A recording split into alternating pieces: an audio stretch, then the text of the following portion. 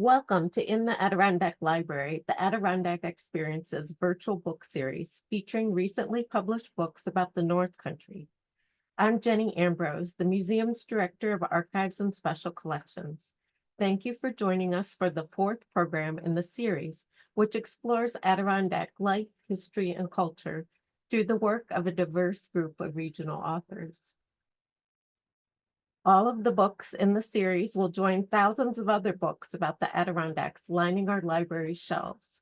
I hope you will join us every month on Monday evenings throughout the winter for conversations with our authors. Books in the series are available in the museum's online store and at your local public library. A full schedule, as well as information about the books and the authors, are available at our website, theadkx.org.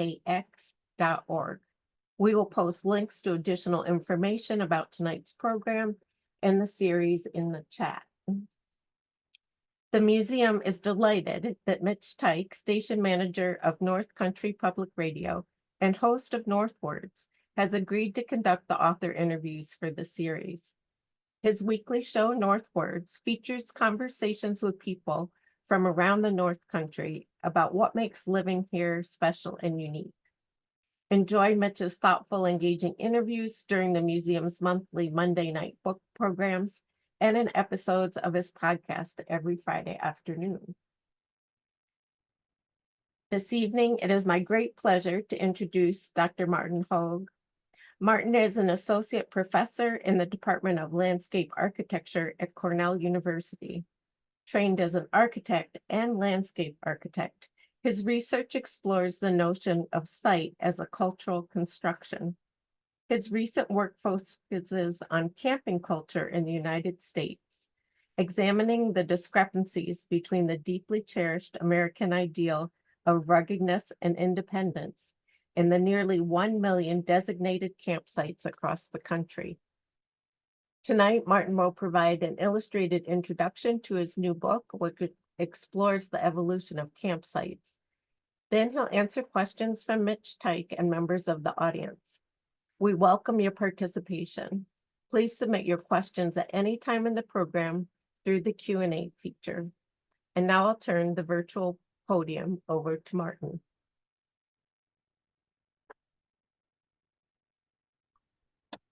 Thank you so much, Jenny, for that introduction. It's wonderful to be here. I'm going to cue up my slides here.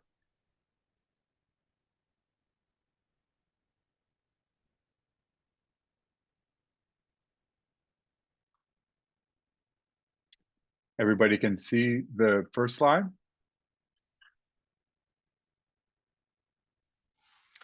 We can. Yes, looks good. Okay, good.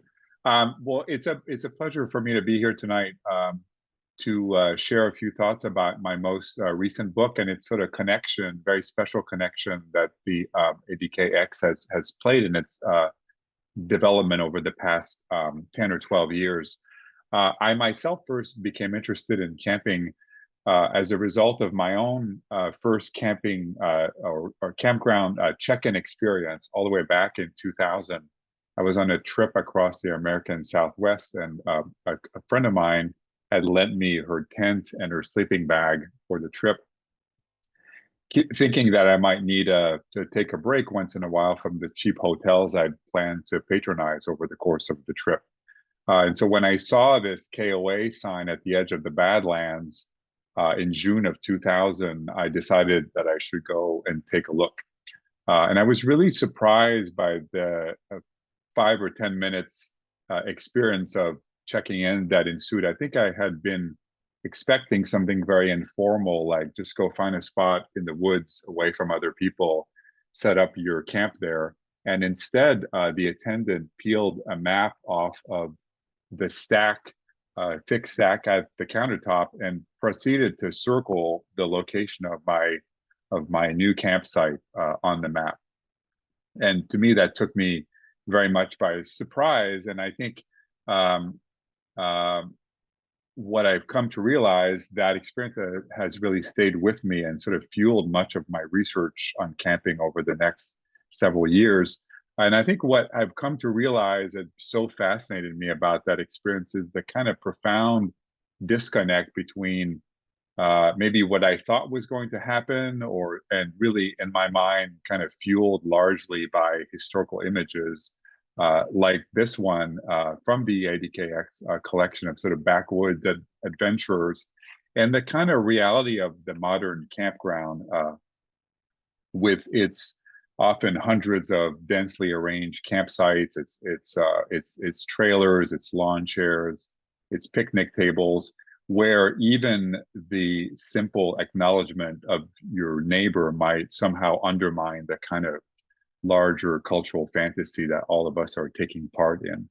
And so for me, the bulk of my interest and research on this topic since about 2010 has been somehow to connect or bridge the gap, the 150 year gap between these two images, when recreational camping really begins to take hold in the American imagination at the end of the 1860s in the Adirondacks.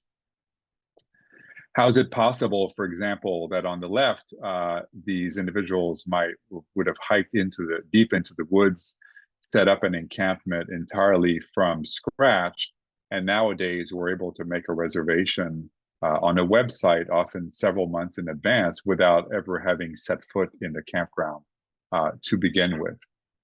How is it possible that camping at some of the most popular destinations across the United States has become so challenging and so difficult that enthusiasts now turn to the dark market of Craigslist to purchase campsite usage at several times their original price? And of course, how is it possible that one might end up spending the night in an RV in the middle of a parking lot in a Walmart across the country?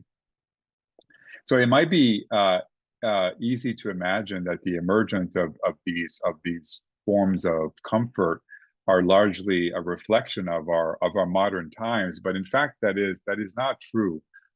This is in this wonderful illustration by Arthur Fitzwilliams Tate called "Camping in the Woods: A Good Time Coming," which is where I drew the title of my lecture tonight. This is one of the earliest commercially circulated representations or depictions of what camping would have looked like after the Civil War in the wilds of the Adirondacks. We encounter here 4 campers who are enjoying their day in camp, but in fact, there's only one individual in this image who's here strictly for the purpose of recreation. And I might give you a second here to try to wonder who this individual might be. And if you have identified the gentleman, the man second from the left, holding the bottle of port, you are in fact correct. The kind of gist of this image really is that this would have been a wealthy businessman or merchant from a city like Boston or New York, who had the means to essentially hire a number of local guides to help him hunt, fish, cook, maintain the camp. The idea being that essentially this individual by himself did not possess the skills to survive by himself in the wilds of the Adirondacks. And to be sure, the man himself does stand out in his manner of dress. He's dressed in currently kind of formal way, has a bow tie and a beautiful jacket and a vest. Philip Terry, who's written about this particular period of early camping in the Adirondacks, talks about the idea that for these wealthy individual, maintaining a certain level of formal dress was a way that allowed them to cope with the completely disorienting nature of these wild surroundings. And so for me, it's really interesting to realize that nowadays what constitutes sort of staples of outdoor gear, like puffy vests and hiking boots, have also become that we often associate with outdoor recreation, have now become staples of modern urban chic. How else can we describe the incredible success of the Nalgene Company, a company that was founded here nearby in Rochester, New York, by Eugene Goldberg in 1949, selling essentially inexpensive plastic labware. The Nalgene bottle was widely embraced in the outdoor community beginning in the 1970s as a kind of must-have item as part of one's camping pack. These bottles have become endlessly customized. This one, Mitch, is for you, and with all kinds of logos that begin to describe one's allegiances and larger cultural affinities. And the Nalgene bottle is widely found both at the campsite, as we can see here, but much also is much as likely to be found in the hallways of a high school or at the local climbing gym. I tried to imagine how these four men in the Tate illustration on the left would feel if they had the opportunity to walk in their local gear store like an REI, and the kinds of incredibly sophisticated range of items that they might be able to purchase there, many of which would actually help supplant the support that these three local guides would have provided our wealthy individual at the center of the image. Just as likely, if one were to set foot in a popular campground in a national park or a state park, one might be truly overwhelmed by the range of utilities and services that are now become available in these campgrounds. So for me, in thinking about the book Making Camp, I decided to identify what I believe to be the 8 most essential of these components and essentially dedicate a chapter to each one. I'm dividing these loosely into kind of 2 categories. There are those elements that are present on arrival at the campground that are fixed range of utilities that are already there when the camper arrives, but also those elements that the camper, him or herself, brings into the camp. And to me, the crux of the argument of this book is that it's the relationship between these kinds of elements, these elements that are made for you, and the way in which you yourself begin to make the camp that shape that overall experience in a really broad kind of way. So I want to take a moment here to go through the book very quickly, chapter by chapter, to identify both to introduce you to each of these items, but also to highlight the way in which each one of these items has really changed historically over this 150-year period. To be sure, we often associate the ideal campsite with the proximity to a lake or another body of water, a stream or a river. But as camping grows in popularity at the end of the 19th century, there already started to emerge concerns for health and safety. And it's really easy to see why. This is a kind of similar illustration here on the far right.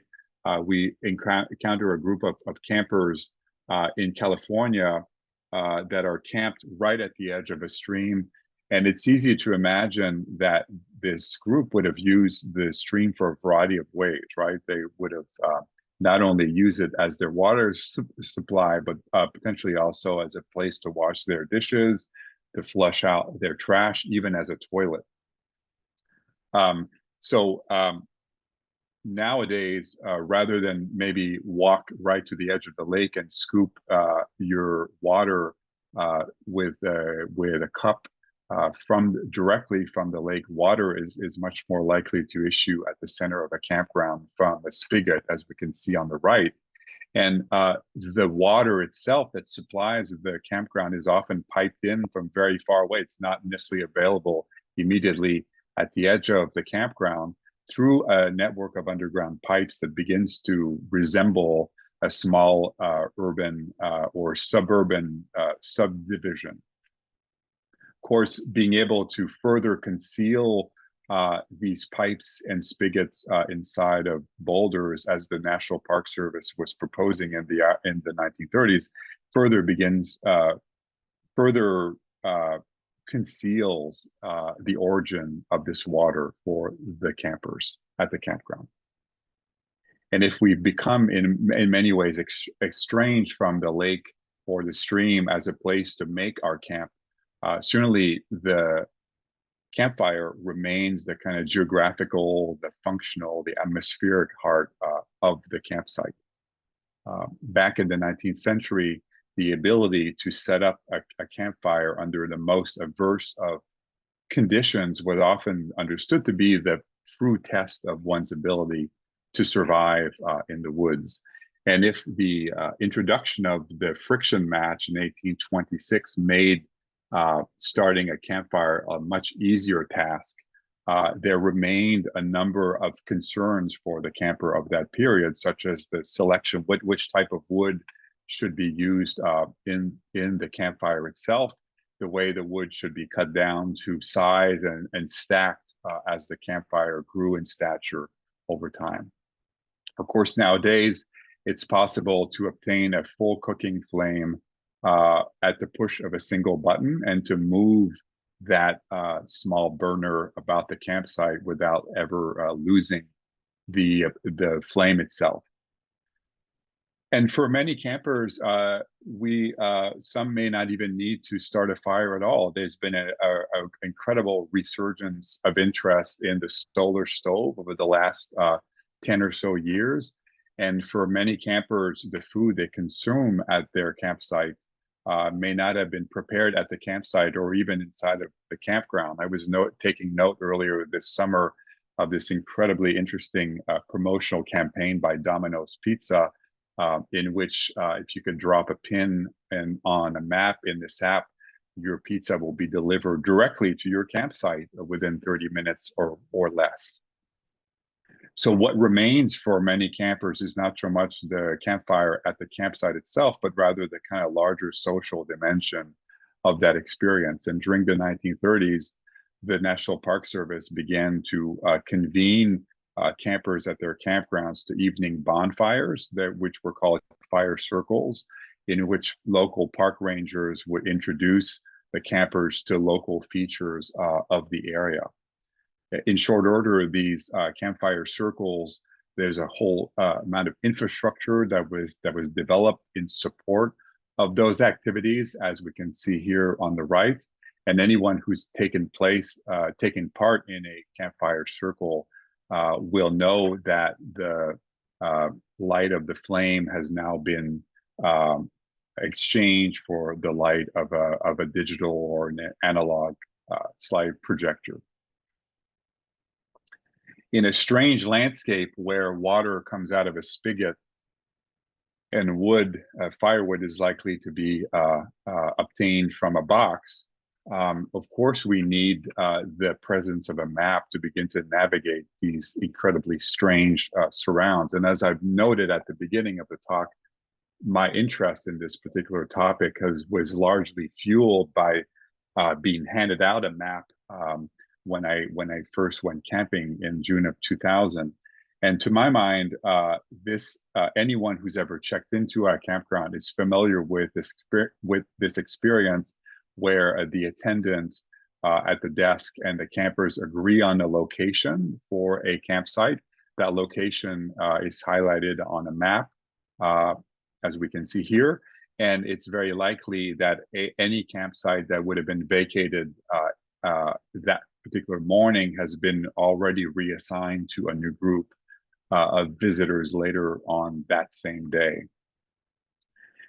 Campground maps are actually a relatively recent innovation, helped to use to manage the incredibly large and complex flows of visitors inside and outside of the campground. Initial campground maps or designations were rather vague. They were really understood to be kind of large open fields in which visitors would be invited to find a spot. And we can see here in this wonderful image of 1915, the incredible importance that motor vehicles are playing within the campground itself. And indeed, during this period of early motor camping, there are all kinds of interesting gadgets that are being rigged up to conceive of the motor vehicle as a direct extension of the campsite. We can camp inside of our car here in this very comfortable hammock. We have these sideboards that are popping out of the side of the car, which we can begin to prepare a meal at. My favorite is this contraption that allows you to cook a meal directly off of the engine of your running vehicle. And during this period of intense interest in motor camping, Emilio Meineke, who's a plant pathologist and a consultant that was hired by the National Park Service, really begins to express serious concern for the destructive impact that these motor vehicles would have on the landscapes where these campgrounds were located. Not only is he concerned that the tires will crush shrubs, that the side of the car may begin to swipe bark off of a living tree, but even an immobilized vehicle might begin to drip oil, which will become a deadly poison to plants. And Meineke is really the first individual to begin to formulate those spatial guidelines that have come down to us from this particular period that really define the way that campgrounds function nowadays, with these one-way loop roads and these designated individual parking spaces and campsites that are already partially furnished when the camper arrives, typically with a picnic table and a fire pit that await being used. The development of the picnic table is also a fairly recent development. I think the idea of enjoying a meal outdoors is really an idea that comes to us from the 19th century Victorian era. In short order, there's new items of gear that are being proposed, such as these wonderful wicker baskets in which the entire range of supplies for the picnic can be actually transported and unpacked directly at the picnic site. I wanted to take note of some particularly interesting sort of custom design model here, where you have this special kind of pop-up tabletop that comes directly from the wicker basket itself. During the same period in the wilds of the Adirondacks, one was much more likely to enjoy a meal at a very rustic kind of tabletop and seats that would have been fashioned from branches and of trees that would have been fallen near the campsite itself. The combination of seat and table, as we know today, was initially met with a certain degree of failure. As we can see here, they would tend to tip over. And so the kind of widening of the base is an idea that really emerges during the 1920s, and one is a form that really has not changed at all and has come to us from this particular period. The dissemination of this particular design owes in large part to the drawings of the National Park Service that were widely circulated. So it made this kind of design really easy to implement. And for Meineke, the heaviness of the picnic table made it an ideal element to help partially furnish the campsite as he was proposing during this particular period. Other elements that with the partially furnished campsite include, of course, the fire pit and the kind of numbered post or the numbered campsite, so that we can really drive or direct ourselves very directly to a specific destination within the campground. So given this partially constructed campsite, what remains of that initial experience of making the camp is rather limited, as you can imagine. We can make a meal, for example, but to me, the construction of the tent is one that allows us to still get this feeling that we have a certain level of agency in constructing the campsite. Of course, as closely associated as the tent is with recreational camping, the history of the tent is one that predates the history of recreational camping by several millennia. We tend to associate the development or the origins of the tent with military campaigns, for example. But I think for me, that process of driving down stakes into the ground is one that is really about sort of laying down, a series of temporal roots for a certain period of time as one occupies a campsite. So there are a certain number of wonderful sort of innovations over the last 100 years that I think really have transformed the kind of language and form of the tent. Not only is it now possible to be able to deploy and construct the tent within seconds, oftentimes at the push of a single button, but for me, the most notable innovation is the idea that you could construct an entire tent and lift it and move it off of the ground about the campsite without its ever losing its shape. At the end of the 19th century, if one was traveling through the national parks, one was likely to arrive every single night at a new semi-permanent camp, such as those maintained by the Wiley Camping Company in Yellowstone. And one would enjoy their dinner in an especially outfitted dining tent, as we can see here on the top right, and spend the night in these wonderfully appointed tents built on sturdy wood floors, outfitted with warm stoves, and of course with these really comfortable beds. So the idea of sleeping or spending the night in a bag is an idea that's also fairly recent, and one that comes to us from Arctic and Antarctic expeditions of the late 19th century. Before this period, it was much more likely that a mountaineer, for example, would simply bring a warm blanket to spend the night in, or burrow down into a pile of branches or leaves that have been gathered about the campsite. During this period, it's easy to imagine that virtually any structure at the campsite would have been fashioned by local materials that would have been gathered about the campsite. I talked about the shelter, furniture, benches, of course, the supplies for the fire pit itself. And it's easy to imagine on the last day in camp, this entire apparatus could be fed to the flames, leaving very few traces of the camper's passage.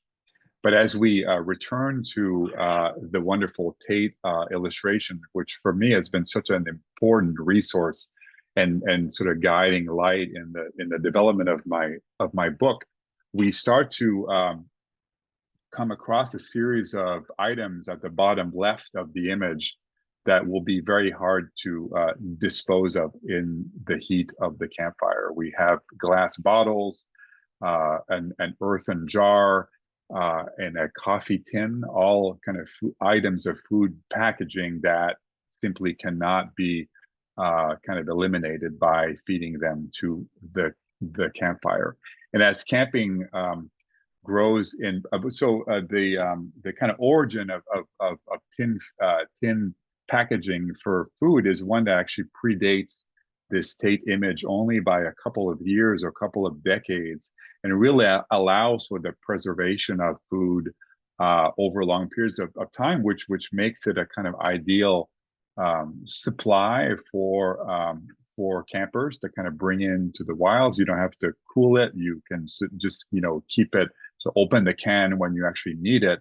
But by the 1940s and the 1950s, we can imagine that all of these discarded food tins, as well as the fuel cans that have been used to power the stoves to cook that very food, are camping debris that cannot be packed out. So what happens are these sort of activities that we can see here on the right, where all of those food tins are collected at a campground, compacted and really packed out en masse from the campground. So I wanted to end with a different kind of residue here and really celebrate, rather than the material residue of these cans, the residue of history, and really the idea the way we are able to appreciate and enjoy images like the Tate are really from the kind of form of historical records that were generated in this early period of interest in recreational camping. We have really well-known books like the book by Murray, who is really the kind of first personal narrative of a camping experience in the Adirondacks. We have others by George Washington Sears of the same period.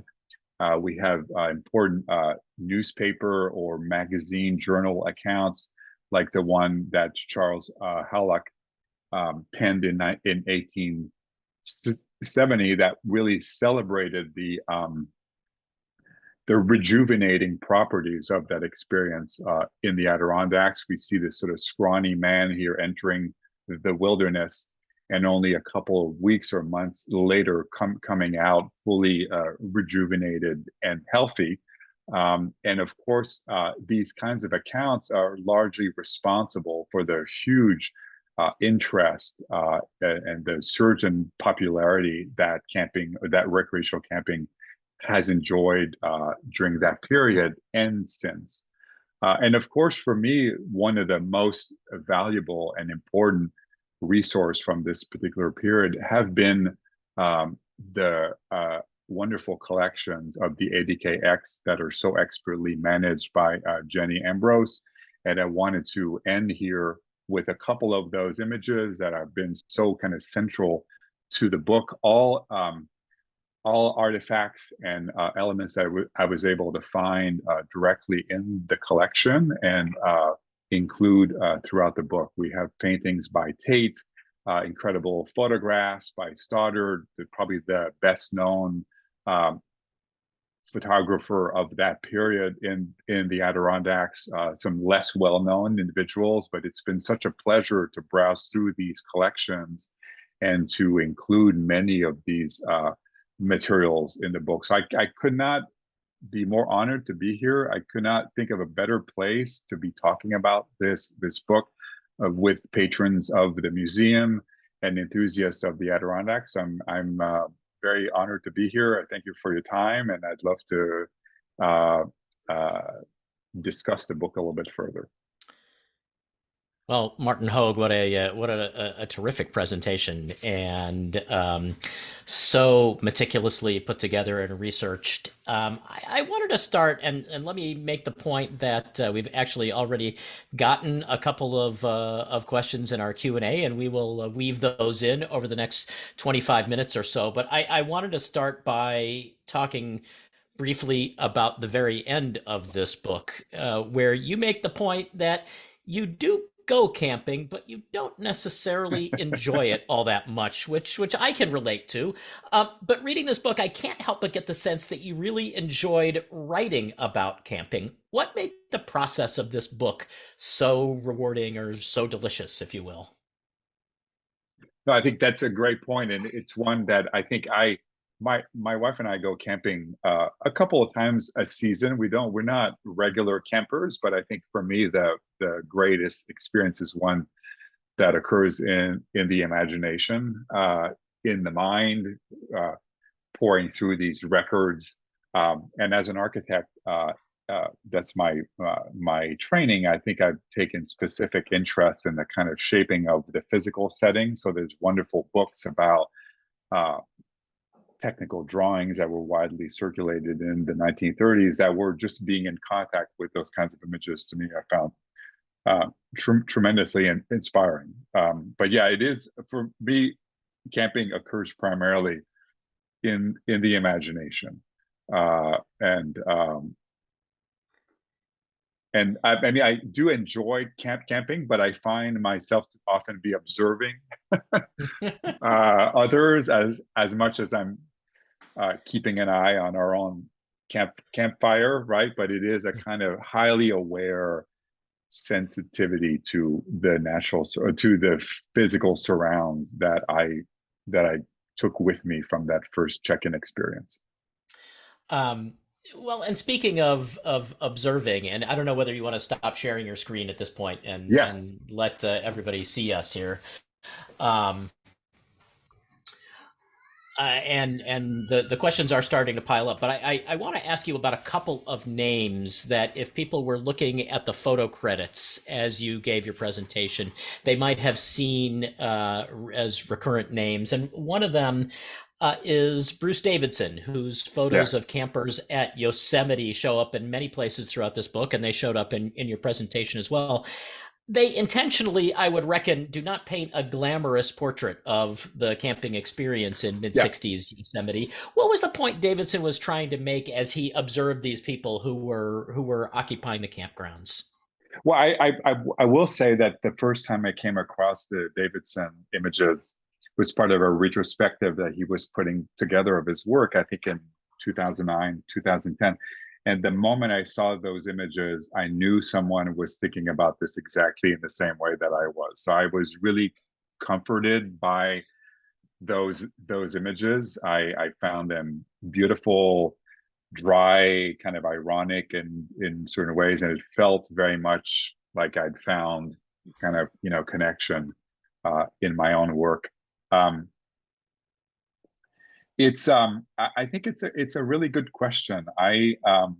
There's only a very limited body of photographs that were part of this record. I think maybe 13 or 14 images. So it's not a topic that he returned to frequently. I think it was really a kind of experience of being in the park for probably a couple of weeks, but that's really not a kind of topic that he developed, sort of built on over time.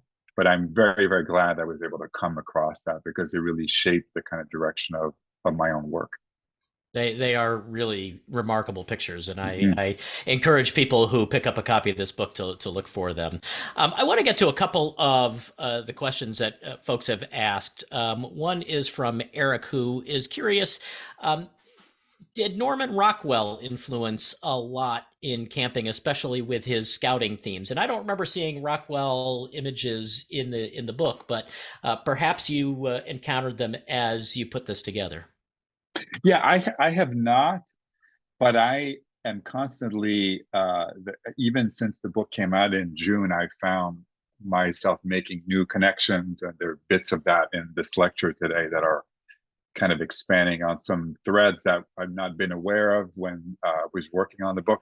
So I would not be surprised if there was an opportunity there to make that broader connection. And he also wants to know if you ran across this, how long did people stay at early campsites? With perhaps as motor camping became the norm. Yeah, I think the motor camping, I mean, to me, what I found is a lot of campground facilities of the 1920s were often understood to be kind of overnight stops on the way someplace else. So a lot of municipalities and towns across the country allowed campers to congregate in a local park or at the edge of town for a couple of nights. The idea being that if you would camp there, you were likely to also buy your fuel in that town or buy your supplies in that town. So a lot of those were not really destination venues. Of course, there's the parks, but I think as camping grew in popularity, I think I counted something like 2,000 municipal campgrounds in the 1920s, and a network had just kind of emerged. And by the 1930s, those were all gone. But it reminds me a little bit of KOA and sort of other more kind of interstate or highway based facilities that are there to really support you on a journey someplace else. It's not a place you would normally go to and spend several weeks or several days at a time. I want to ask you actually about KOA. There's the image right at the beginning of your presentation of your first camping experience, which was at a KOA. Right. You Right. also later spent some time documenting the story of KOA at their corporate headquarters. How did that shape your approach to this book? Well, I think, yeah, the KOA has been a particular interest that I've had ever since the beginning. I was lucky enough to be invited to spend time at their headquarters, and they were kind enough to share with me a really wide range of historical information, catalogs, and camping directories. And so it's been extremely helpful in sort of shaping the direction of the work. Um, one that I think has really, I mean, migrated more towards RV camping. And so for me, my first camping there was really in a tent, but you find, I think over time that more and more of it is being weighed towards more high-end RVing. And the layout, the kind of physical layout of these campgrounds is really very, very different than what one would encounter in a more traditional campground, if one were to say. Yeah, I imagine that there are a lot of people that sort of turn their nose up at the corporatization of camping that KOA might represent. But it seems as I read this, I get a much more neutral feeling from how you've written about KOA. Yeah, I think Perhaps. that's probably no, that's probably shifted over time a little bit. One thing that I found to be really interesting about KOAs is that from I think a single campground in 1962, by the end of the 1970s, they were operating, I think, in excess of 800 facilities across the country. That's an extraordinary leap. But then over the last couple of decades, I think it shrunk rather significantly in size. We might be back to maybe 400 campgrounds across the country. So it's one that is subject to the kinds of fluctuations that really fall well outside of a traditional outdoor experience. You know, it's really the kind of way that you find yourself there. The reason you find yourself there is quite different than, or the motivations will be very different than what a traditional camper might expect. Anthony in our audience asks a question that might be linked to this, and he wants to know, how do you look at the evolution of pop-up and trailer campers in the camping phenomenon? What got their use going, and by which industry? Yeah, I think the trailers is something I've researched a little bit. I'd love to spend a little bit more time on that, but to me, the moment where the tent could be detached from the ground and still maintain its form is very close to the moment where the whole apparatus could be put on wheels and sort of moved around. So it really coincides with the emergence of the modern trailer.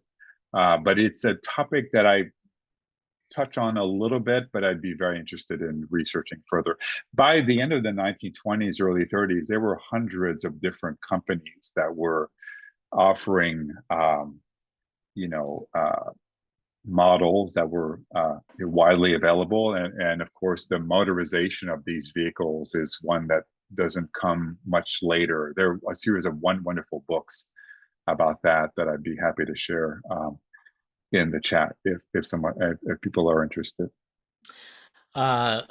Marie Emerson has just shared a comment that the last photo shown in your slideshow was of her grandfather, Wallace Emerson, with Reuben Carey. Oh, that's Wallace so was great. a longtime guide for the Brandreths on the Brandreth Preserve in the town of Long Lake, and she says, thank you for writing the book and presenting.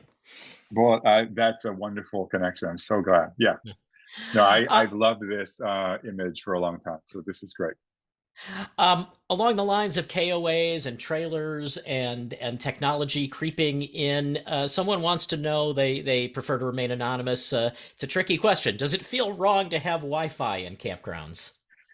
I think that's a great question. I mean, I know when I first went camping, it was all the rage to even like check your email on a computer at the picnic table, and of course now you could just pull your phone out. I think what I've come to realize is that there's a gradient of experience when you think about camping that some various groups of people will subscribe to. So I think that I've come to not think of camping as one thing, but as many things. And I think one could sort of plug into various levels of comfort and utility. And for some people, driving to your campsite in a car is completely unacceptable. And for others, that's actually would qualify as rustic if you look at the RV next to you. So there's a gradient there, and I think all of us are comfortable with various forms of that experience. You just used the word rustic, and there's a place where I can't remember whether this is your writing or a quote, but the presumption of rusticity. It seems like a lot of us over the years have wanted to kind of have it both ways with a campsite. Absolutely. Yeah. I Um, think that you're absolutely right. uh, Marcy asks this question. Do you care to comment, excuse me, on the central facility in most campgrounds, the bathroom? How have they changed over time? You also didn't mention in the presentation lean-tos, or as now Yeah. available in Vermont parks, primitive cabins. Yeah.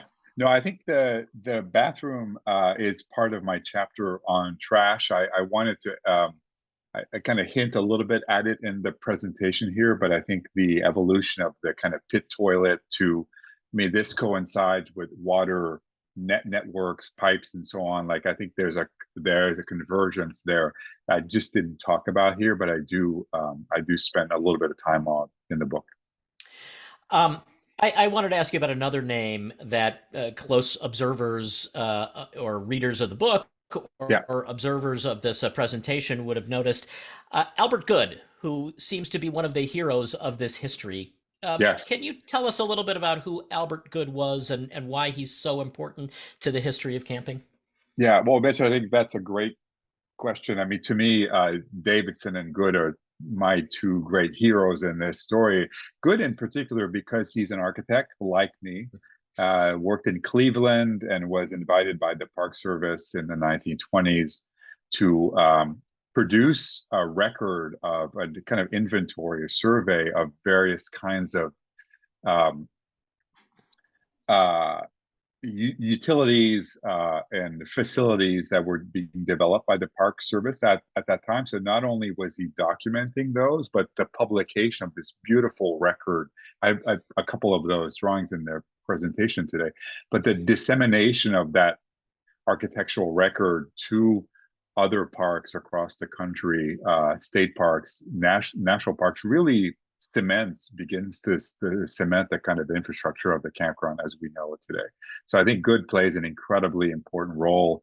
And I mean, as an architect myself, I find his drawings to be just so beautifully executed. So I there's never a moment I can't open one of the books that he published during the 1930s, and I'm always moved by how great they are. So I was this was a wonderful excuse to be able to share as many of those as I could in the span of a single book. Who would think that a drawing of a drinking fountain could be so beautiful? Right, right. And I mean, I think this is the kind of attention that he's paying to it, but it's both recording what he's seeing, but itself becomes a kind of vehicle. Other parks are looking at those very same drawings, implementing, experimenting with those forms, and they've been handed down to us largely through his work, I think. So many good questions we're getting from members of this audience. A question also from Anthony. How did African Americans approach camping during this time of camping popularity that you document? And was there like a green book created for African American campers similar to the hotels and motels? And I know you write about that.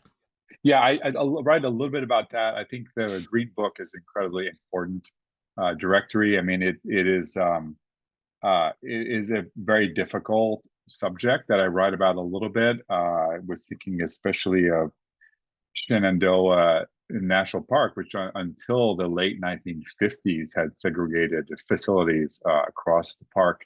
And it's it is an incredibly difficult, painful history.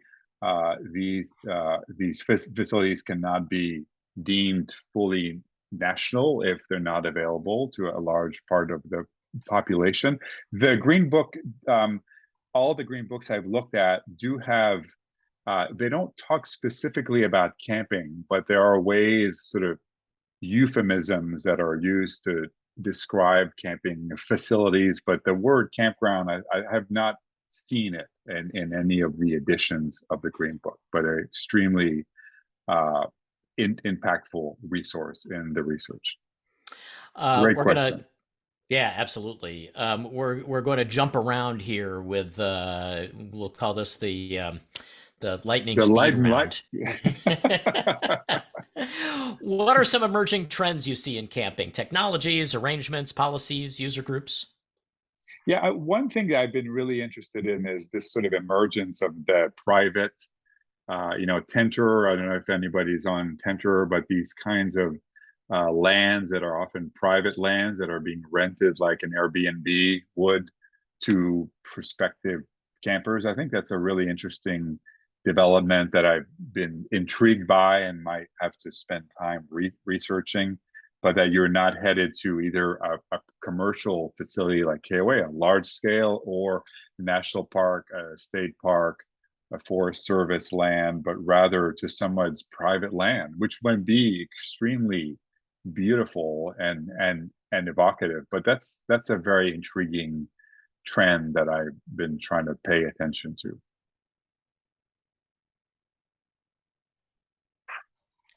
Perhaps I'll unmute my microphone. Sean would like to know, when did ultralight camping become popular? I think, you can make the argument that mountaineers of the late 19th century were the progenitors of lightweight packing. But I think, of course, with the development of companies in the 1960s, the North Face and so on, which were often led by these young mountaineers, that the development of those kinds of products really dates from that period. But I could make the argument that it would have started even sooner. But the most recent wave is one that maybe is 50 or 60 years old, like Jerry, North Face. All these companies are really kind of emerged in the post-war period. There's a great photo in this book of, I think it's Buckminster Fuller, whose design, another architect. Right, exactly, and whose design influences still so many tents today. Absolutely, yes. We had a question from Christine. Does your book address how even the most wealthy campers were plagued by black flies before any counter-terrorist bug repellent emerged? It does not, but that would be an interesting topic nonetheless. Yes. And an anonymous attendee. I'm sorry, I just really fast. They were in many of these early camping books, like Horace Kephart and so on. Many of these kind of how-to books from the early 20th century. These very extremely interesting recipes for bug repellent concoctions that were being proposed that I have not tried, but they're it's pretty intense stuff. So if you have a chance, I would I'm sure they would work. How about the constant issue of bears and animals in the garbage of campgrounds, or in amongst campgrounds altogether? Has this changed over time? Yeah, I think there's an aspect of that I discuss in the chapter on trash. The National Park Service at the early part of the 20th century thought it would be a good idea to dispose of all the garbage at campgrounds in what they call these lunch counter for bears, which are big platforms on which all of that food trash was sort of laid, and bears would show up and eat that. It became so popular that they built stadium seating to accommodate people to watch that event.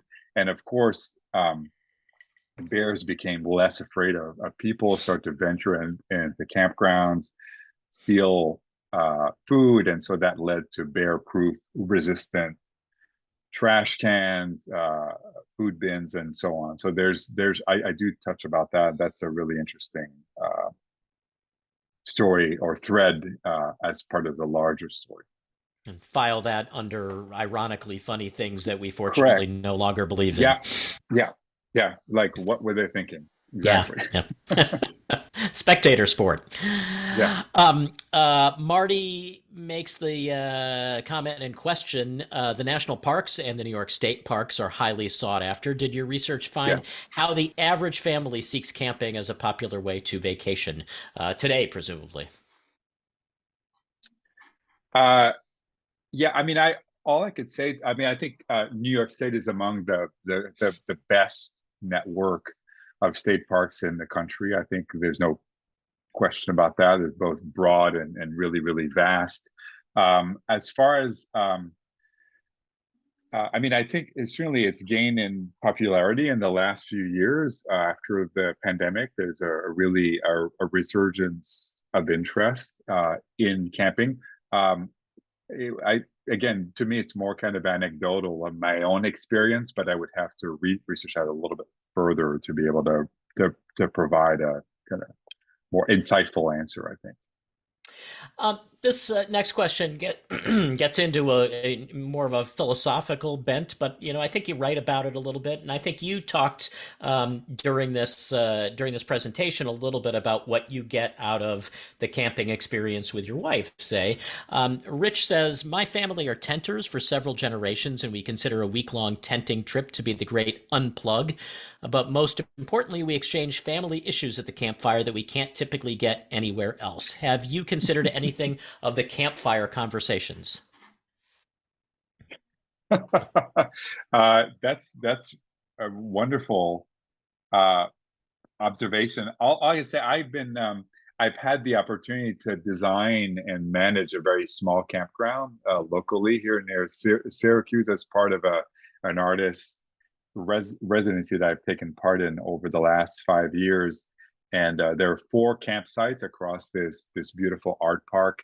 But the social hub of the campground is the campfire pit that we designed, and it's one that really allows everyone that's taking part in the camp at their campsites, typically a couple weekends during the month of June, to really come in and sort of exchange experiences, and people get to meet there. So it's been a really significant insight into this whole thing was what happens at the campfire. Yeah, it seems people seem very kind of open, vulnerable, accessible. I'm not sure what the proper term is, but really kind of willing to share with others, and it's been great to be a part of that. Like fire therapy. Correct. Yeah. Well, and I don't know. I guess I was going to ask about your proficiency in building a fire. There's the picture, it was in the presentation from page 59 of someone, I'm guessing this is your wife, pointing to the campfire roaring away. And before that, a few pages earlier, you described the fun some of the early campers poked at people who used shortcuts to light their fires. I'm guessing you might not be a flint and steel guy. I'm not a flint and steel guy. I've never tried it, but I do. When I maintain this campfire at my small campground, that is always a concern to try. I'm now opting for the easiest means that I can, but that's just and we purchase extremely dry wood. It dries for months before the campground opens, so it's a relatively easy task. It's not a challenge. But back in the 19th century, I'm sure you've seen some of the quotes in the book of just these ridiculous circumstances: wet wood, no axe, just how good are you? And the campers like to measure their own level of skill by their ability to start a fire under the most adverse circumstances, which I find really entertaining and fun. I have one more question for you, and before we wrap up, and that is, it is interesting to think about what you have compiled here in the context of some of the other guidebooks you write about. How would you imagine or hope people would use this book? That's thanks for asking that. I mean, to me, when I wrote this book and when we were designing this book 2 years ago, I really imagined it to be the kind of book that you would just throw into your backpack or into your duffel bag and read and consult at the campsite. Like it's sized in such a way. I saw it as a kind of piece of gear, really, as another piece of gear, and that would take its full meaning by unpacking or reading those stories to a group of people assembled at the picnic table or at the campfire. So to me, that's the kind of ideal, that it really takes its full meaning from being on site, being part of that activity, and understanding the larger traditions that we're all a part of. Well, we should note that it should not be used as kindling. Right. Martin Hogue, it has been delightful to chat with you. I think we're going to turn things back over to Jenny Ambrose at the Adirondack Experience. But again, thank you for a wonderful Thank you conversation. very much, Mitch. That was really great.